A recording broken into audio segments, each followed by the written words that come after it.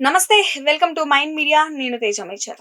హిందూ దేవీ దేవతలను కించపరచడం, సనాతన ధర్మాన్ని డెంగ్యూ మలేరియాతో పోల్చడం గుర్తుందా? ది గ్రేట్ ఉదయనిధి స్టాలిన్ తప్పుడు కూతలకు హత్య లేదు. ఇప్పుడు ఏకంగా బహిరంగ సభలో మహిళను కించపరచడం దారుణం. ఇదేనా ఒక నాయకుడు ప్రవర్తించే తీరు? నాస్తికత్వం అంటే పక్కవారి నమ్మకాలను, మహిళ ఆత్మగౌరవాన్ని తొక్కిపడేయడమేనా? అసలు నాస్తికవాదం ముసుగులో జరుగుతున్న ఈ దిగజారుడు రాజకీయాలు తమిళనాడును ఎటు తీసుకెళ్తున్నాయి?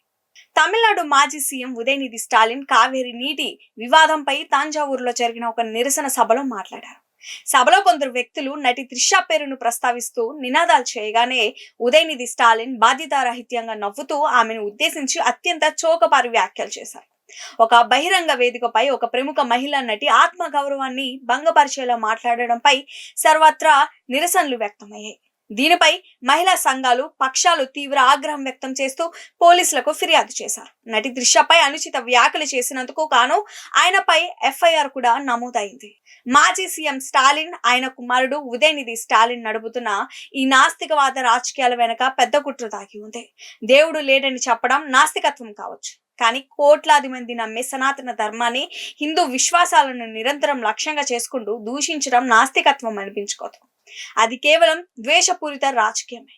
గతంలో సనాతన ధర్మాన్ని నిర్మూలించాలంటూ వ్యాఖ్యానించిన వీరు ఇప్పుడు ఏకంగా మహిళలను, కళాకారులను కూడా రాజకీయ కక్ష సాధింపులకు వాడుకుంటున్నారు. అహంకారంతో చట్టాన్ని, నైతిక విలువలను పక్కన పెట్టి ప్రవర్తించడం వీరి పరిపాటిగా మారింది. ఇలాంటి పిచ్చి కూతలతో సమాజంలో విద్వేషాలు రెచ్చగొట్టడం క్షమించరాని నేరం. రాజకీయ ప్రయోజనాల కోసం ధర్మాన్ని, సంస్కృతిని, మహిళల ఆత్మ గౌరవాన్ని దిగజార్చేలా మాట్లాడే ఇలాంటి నాయకులకు ప్రజలే సరైన సమయంలో తగిన బుద్ధి చెప్పాలి. నాస్తికత్వం ముసుగులో సాగుతున్న ఈ విద్వేషపూరిత ధోరణి, మహిళల పట్ల సాగుతున్న అవమానకర ధోరణి ప్రతి ఒక్కరూ బలంగా ఖండించాల్సిన అవసరం ఎంతైనా ఉంది.